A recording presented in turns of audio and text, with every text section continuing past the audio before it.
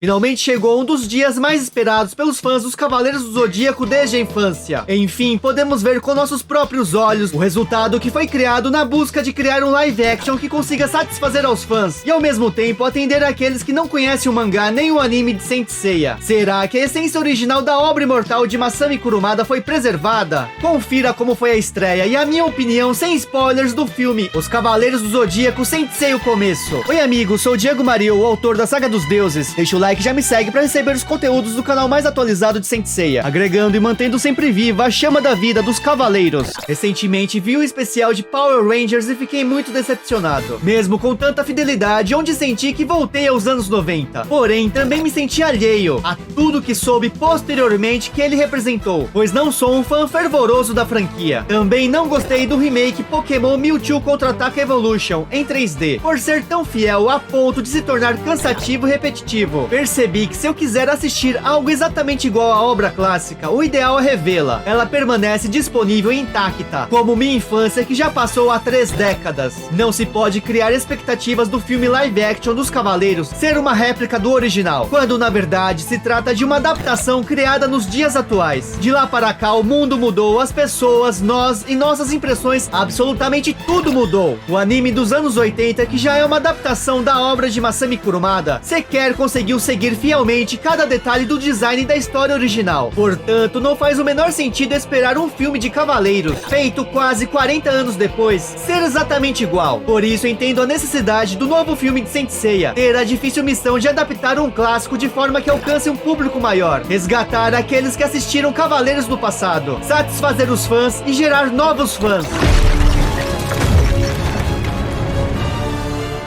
Inicialmente, diante de tantos lançamentos como a temporada final de Next Dimension e a nova saga oficial de Poseidon, Rise of Poseidon, o filme live action era o projeto que eu menos tinha interesse. Cheguei a comentar em live que não estava empolgado por seguir aparentemente uma história semelhante à da primeira temporada da série 3D. Eu realmente não tinha gostado tanto da primeira temporada que foi lançada na Netflix. Deu pra assistir, mas aquela parte dos Cavaleiros Negros pra mim é insuportável, é muito ruim, a adaptação foi muito ruim. E o live action filme, de verdade...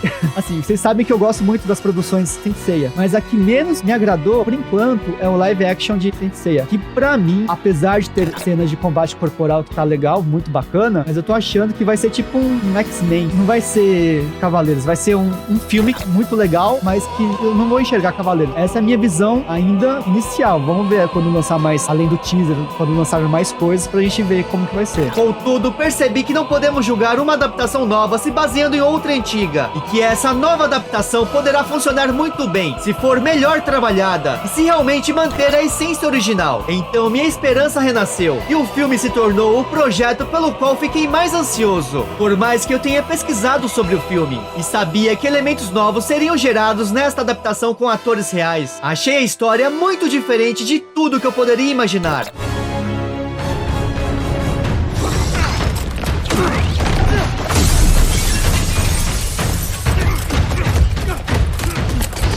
Mesmo tendo no roteiro o Gurad com Cassius e os Cavaleiros Negros, a adaptação live action também é extremamente diferente da série 3D. Gurad ganhou mais profundidade. Sua relação com Saori, de uma mãe que se vê obrigada a tirar a vida da própria filha por um bem maior, a fez se tornar uma das minhas personagens favoritas de Saint Seiya. Muito diferente da versão masculina anterior da série 3D, que simplesmente é totalmente descartável.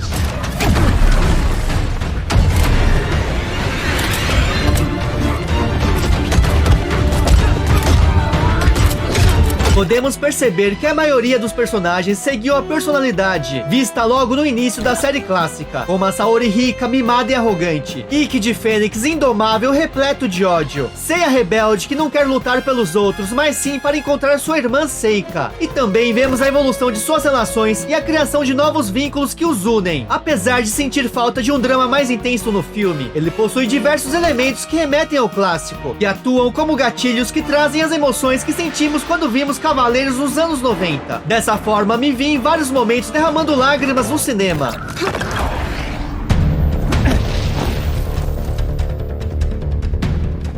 You came here to train, yes? A música, que é uma nova versão instrumental de Pegasus Fantasy, criada para o filme, é emocionante demais. Gostei da trilha sonora, que é coerente com o filme para cinema. Conheço o mangá que desenha revelando a continuação do Prólogo do Céu, a história final dos Cavaleiros intitulada Saga dos Deuses. Os links da playlist para adquirir o artbook, sketchbook com minhas artes estão na descrição. Vi primeiro dublado e na sequência também assisti legendado. Se você pretende ver apenas uma vez nos cinemas, eu recomendo ver com o áudio original em inglês. Nunca pensei que diria isso sobre Cavaleiros, que sempre teve uma dublagem espetacular e marcante. Porém, vivemos novos tempos da franquia, e a dublagem, apesar de ser muito bem feita, não conseguiu me convencer dessa vez. Não tivemos o fator nostalgia com o elenco clássico, pois ela segue o novo elenco oficial atual. It's dancing. All you can do.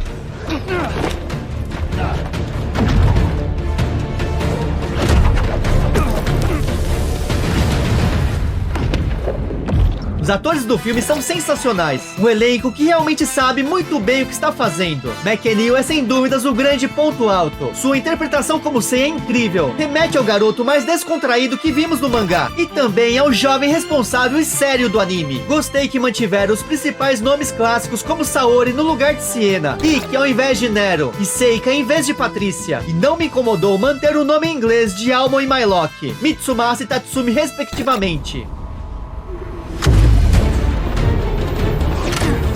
Vi que foi um grande desafio dosar o quanto trazer do clássico, mantendo a coerência na história do filme. Foi incorporado, por exemplo, o cabelo roxo de Athena visto no anime, apesar de no mangá original ser castanho. Mas os golpes secretos não vieram da mesma forma que estamos acostumados no mangá e anime. Porém, vemos que houve a preocupação de remeter às coreografias clássicas da série animada. Além disso, as cenas de luta criadas por Andy Shen de Shang-Chi e a Lenda dos 10 Anéis ficaram maravilhosas. O CGI me convenceu. O design diferente das armaduras não é um problema.